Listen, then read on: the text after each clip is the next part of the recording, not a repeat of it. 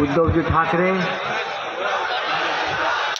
सर्व व्यासपीठावरील माझं कारण नाही. उद्याच्या निवडणुकीत इकडली लोकसभा, इकडली विधानसभा ही पुन्हा एकदा निष्ठावंत शिवसैनिक ही त्याच ताकदीनं जिंकून इकडला आमदार आणि खासदार मातोश्रीवर घेऊन येतील. याविषयी माझ्या मनात तरी आज हे सगळं चित्र पाहून शंका वाटत नाही. मगाशी अंबादास दानवे आपण गुंडगिरीचा, दादागिरीचा समाचार घेतला. दादागिरी करतात म्हणजे काय करतात? त्यांच्यात काय हिंमत आहे, त्यांच्यात काय दम आहे समोरून लढण्याची? पोलिसांची मदत घेतात. करतात पोलिसांच्या नावानं धमक्या देतात. पोलीस स्टेशनला चकरा मारायला लावतात. शिवसेनेशी गुंडगिरी करण्याचा प्रयत्न कोणी करू नये. तुम्ही गुंड असाल तर आम्ही महागुंड आहोत. आणि अशी गुंडगिरी करत करत करत ही शिवसेना दिल्लीच्या तख्तापर्यंत पोहोचलेली आहे. आणि खासदार सुद्धा केलेला आहे. पण आमची गुंडगिरी जी आहे ही स्वार्थासाठी नाही, ही विधायक आहे. लोकांवरती होणाऱ्या अन्यायाविरुद्ध आम्ही हातात दगड घेतो. आमच्या इस्टेटी वाढवण्यासाठी, प्रॉपर्ट्या वाढवण्यासाठी आम्ही कधी गुंडगिरी आणि दादागिरी केली. मगाशी मी नितीन भाऊचं भाषण ऐकत होतो. कुठे गेले? आपण रामायण सांगत होता जवळजवळ. उद्धवजी म्हटले नितीन भाऊ देशमुख रामायण सांगतात. खरं आहे तुम्ही की प्रभू श्रीरामानं रावणाचा पराभव धनुष्यबाणानं केला. रावणानं सीतेचं हरण केलं आणि त्या सीतेला परत अयोध्येत आणण्यासाठी रामानं धनुष्यबाणानं त्याच्याबरोबर लढाई केली आणि ते युद्ध जिंकलं. जो होता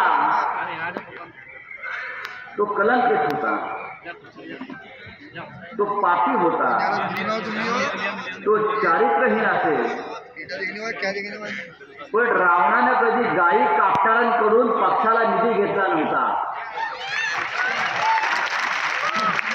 काय जी यादी जाहीर झालेली आहे, भारतीय जनता पक्षाला किती लोकांनी कसे निधी दिले? हजारो कोटीचे, 10,000 कोटी भारतीय जनता पक्षाच्या खात्यामध्ये जमा झाले गुंडगिरी करून, दहशतवाद करून. पण स्वतःला अगदी रामभक्त समजणारे, हिंदुत्ववादी समजणाऱ्या या पक्षानं आपल्या खात्यामध्ये 250 कोटी रुपये हे गायी कापणारे जे कत्तलखाने आहेत, गोमांस एक्सपोर्ट करणारे जे लोक आहेत, यांच्याकडून 200-250 कोटी रुपये या हिंदुत्ववाद्यांनी आपल्या खात्यामध्ये जमा केलेले आहेत. म्हणून हे रामाचं धनुष्य या रावणांचा वध केल्याशिवाय राहणार नाही. हे पाप रावणानेही केलं नव्हतं कधी, हे स्वतःला राम भक्त म्हणून घेणाऱ्यांनी केलं. आणि ही रावणाची अवलाद या महाराष्ट्रावर आणि देशावर राज्य करते. इकडे झुंडशाही खंडणीखोरी सुरू आहे. त्याचे बाप तिकडे दिल्लीमध्ये बसलेले. ते जे करतात तेच हे करतात. आज हिंदुहृदय सम्राट बाळासाहेब ठाकरे असते तर त्यांनी या खंडणीखोरांना पक्षातल्या त्यांचा कडेलोट केला असता. आणि उद्धव ठाकरे साहेबांनी मुख्यमंत्री म्हणून त्यांचे हे गुन्हे पचवायला नकार दिला, त्यांच्या पाठीशी राहायला नकार दिला.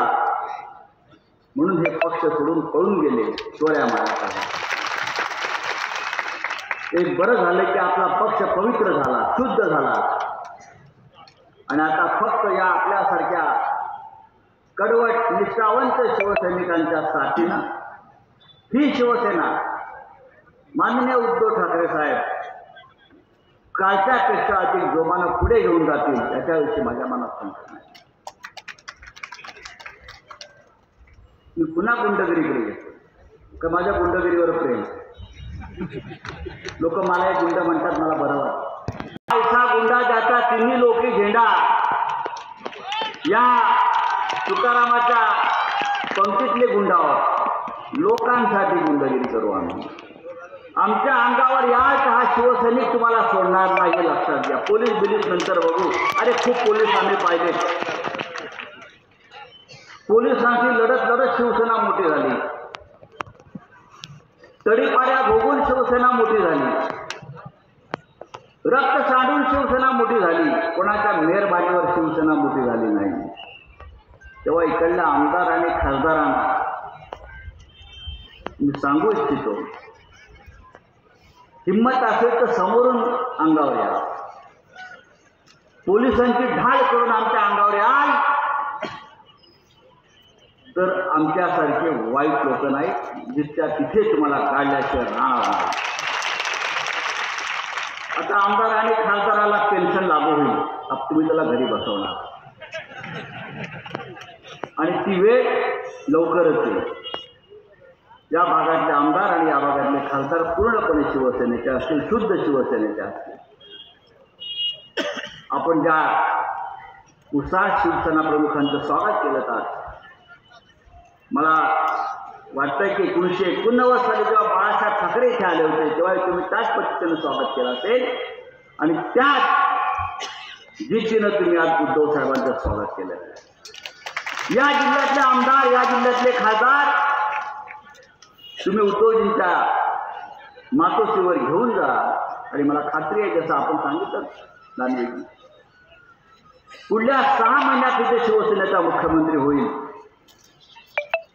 आणि काही पुढे जाऊन सांगतो, ज्याच्या जीवावर तुम्ही दादागिरी करताय तो नरेंद्र मोदी आणि अमित शहा सुद्धा दिल्लीच्या सत्तेत राहत नाही.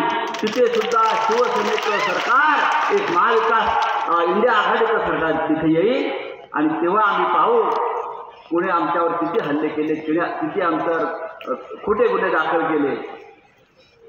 मी पोलिसांना फक्त सावध राहायला सांगतो. तुमचा वापर होतोय, तो वापर करून घेऊ नका. आपण न्यायानं वागा, सत्यानं वागा, कारण उद्याच्या सरकारबरोबर तुम्हाला काम करायचं आहे. जय हिंद, जय महाराष्ट्र.